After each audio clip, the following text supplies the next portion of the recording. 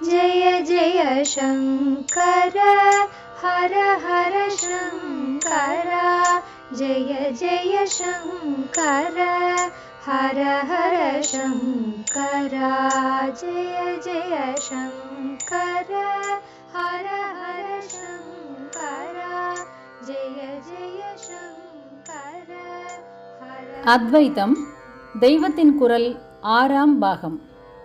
அத்வைத சாதனை. வைராகியம் தொடர்கிறது. பர்த்ருஹரி சொன்னேனே, அவரும் இவருக்கு சிஷ்யராக வந்து சேர்ந்தவர்தான் என்று கதை உண்டு. பர்த்ருஹரி என்பதை பத்திரகிரி என்கிறார்கள். மரியாதையாக பத்திரகிரியார் என்பது.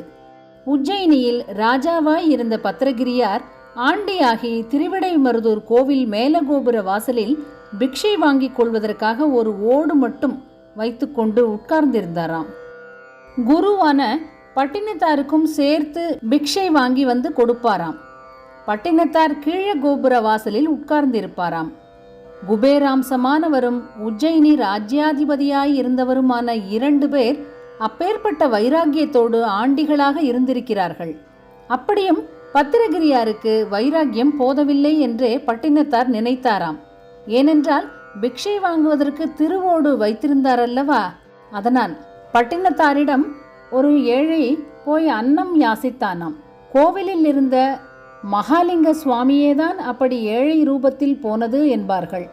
அவனிடம் பட்டினத்தார், நானே ஒண்ணுமில்லாதவன், என்னை வந்து கேட்கறியே, மேல கோபுர வாசல்ல ஒரு குடும்பி இருக்கான், அவனை போய் கேளு, நான் இப்படி சொன்னதா சொல்லி கேளு என்றாராம். அவன் அப்படியே பத்திரகிரியாரிடம் போய் கேட்டானாம்.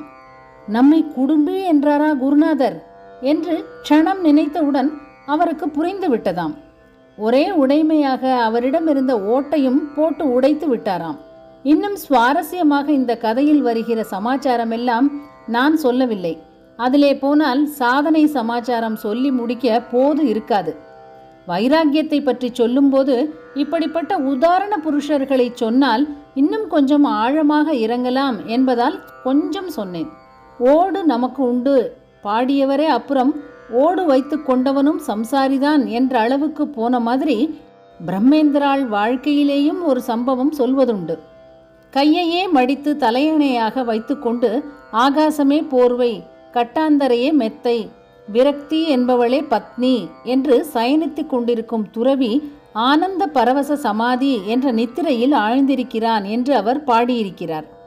குறிப்பு: ஆத்ம வித்யா விலாசம் 46. அதில் பாடினபடி அவரே அப்படி ஏதோ ஒரு வயற்காட்டில் திறந்த வெளியில் கையை மடித்து அதிலே தலை வைத்து படுத்து கொண்டிருந்தாராம். நடு மத்தியான வேளை. அப்போது அந்த பக்கம் உழவு வேலை செய்யும் சேரி பொம்மநாட்டிகள் சில பேர் போனார்களாம். அதிலே ஒருத்தி பிரம்மேந்திராளை அந்த மாதிரி பார்த்ததும் பரிகாசமாக சிரித்துவிட்டு, சன்னாசியாமே சன்னாசி, தலைக்கோசரம் கேட்கிற நல்ல சன்னியாசிடி அம்மா என்று கூட வந்தவர்களிடம் சொல்லிக்கொண்டே போனாளாம். பிரம்மேந்திராளுக்கு சுரீல் என்று தைத்ததாம். ஆகக்கூடி தனக்கும் மற்ற அவயவங்களை விட தலையை உயர்த்தி வைத்து கொண்டாலே சௌக்கியம் என்ற எண்ணம் போகவில்லை அல்லவா.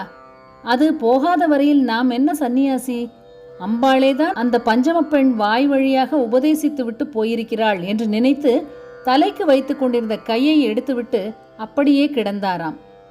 அந்த பொம்மநாட்டிகள் திரும்பி போகிற வழியில் மறுபடியும் அங்கே வந்தார்களாம்.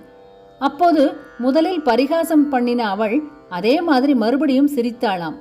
சாமியாருன்னா அவங்களுக்காகவே எப்படி இருக்கணும்னு தெரிய வேண்டாம், ஊர்ல போறவங்க வர்றவங்க பேச்சையெல்லாம் கேட்டு பண்றவங்க இன்னா சாமியாருங்க என்றாளாம். குறிப்பு: ஸ்ரீசரணர்கள் அற்புத நடிப்பாற்றலுடன் கூறியதை அச்செழுத்தில் வடித்து தர இயலவில்லை. அன்றிலிருந்துதான் பிரம்மம் என்றால் பிரம்மமாகவே, சதாசிவ பிரம்மமாகவே அவர் ஆனாராம். சந்நியாசி என்றால் எப்பேற்பட்ட வைராகியத்துடன் இருக்க வேண்டும் என்று பாமர ஜனங்களும் கூட அத்தனை நன்றாக தெரிந்து கொண்டிருந்திருக்கிறார்கள். அப்படிப்பட்ட தேசத்தில்தான் இப்போது காப்பி இல்லாமல் முடியாது, ஓவல்டின் இல்லாமல் முடியாது என்று சொல்கிற சந்நியாசிகளும் ஏற்பட்டிருக்கிறார்கள்.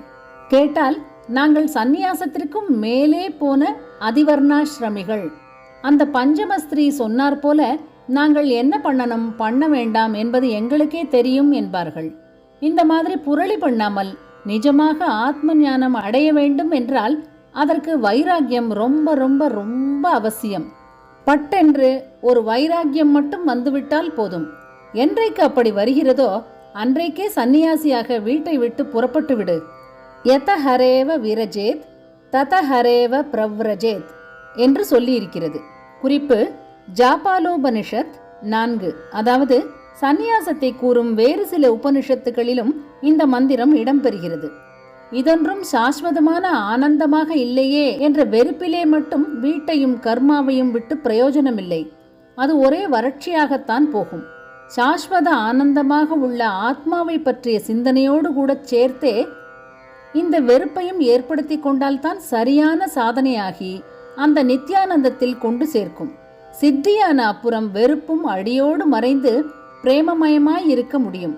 அதாவது நித்யா நித்தியங்களை புரிந்து கொண்டு அந்த விவேகத்தோடு வைராக்கியத்தை அபியசிக்க வேண்டும். விவேகமில்லாத வைராக்கியமும் சரிவராது, வைராக்கியம் இல்லாத விவேகமும் சரிவராது என்று சொல்வார்கள். இரண்டும் சேர வேண்டும். முதலில் நித்யா நித்திய வஸ்து விவேச்சனம் செய்தது அனித்யம் அத்தனையையும் வைராக்கியத்தால் வெறுத்து அந்தண்டை தள்ளுவதற்குத்தான். ஆக வைராக்கியம் வருவதற்காகத்தான் அந்த முதல் படி. அதனால்தான் வைராக்கியத்திற்கே இம்பார்ட்டன்ஸ் கொடுத்து அதையே ஆச்சாரியால் அபரோக்ஷானுபூதியில் முதலாகச் சொன்னது. விவேக சூடாமணியிலும் பின்னால் ஒரு இடத்தில் அனித்திய வஸ்துக்களில் அத்யந்த வைராக்கியம்தான் மோட்சத்திற்கு முதல் காரணம், மோக்ஷஸ்ய பிரதமோ ஹேதுஹு என்று இரண்டையும் கோத்து ஒன்றாக்கி சொல்லியிருக்கிறார். குறிப்பு ஸ்லோகம் 69, வேறு பாடப்படி ஸ்லோகம் 71. இனிவரும் அடிக்குறிப்புகளில் வேறு பாடப்படி என்பதை அல்லது என்பதன் சுருக்கமான ஆனா மூலம் குறிப்பிட்டுள்ளோம். சாதன சதுஷ்டயத்தில் முதலில் சொல்லப்பட்டது இந்த இரண்டும் தான். மூன்றாவதற்கு போகலாம். விவேகம் வைராக்கியம் நம்மில் யாருக்கும் வராவிட்டாலும், அவை வருவதற்காக நாம் விசேஷமாக ஒன்றும் பண்ணாவிட்டாலும் இந்த இரண்டு பெயர்களாவது நமக்கு நன்றாக தெரிந்தவையாய் இருக்கின்றன. விவேக வைராக்கியம் என்று சேர்த்து சொல்கிறோம். இனிமேல் வரப்போகும் சாதனாங்கங்களின் பெயர்கள் கூட ரொம்ப பேருக்கு தெரியுமா என்று கேள்வியாய் இருக்கிறது. வைராக்கியம் நிறைவு பெறுகிறது. ஜெய ஜெய சங்கர, ஹர ஹர சங்கர. மகா பெரியவா சரணம். ஜெய ஜெய சங்கர, ஹர ஹர சங்கர. ஜெய ஜெய சங்கர, ஹர ஹர சங்கர. ஜெய ஜெய சங்கர.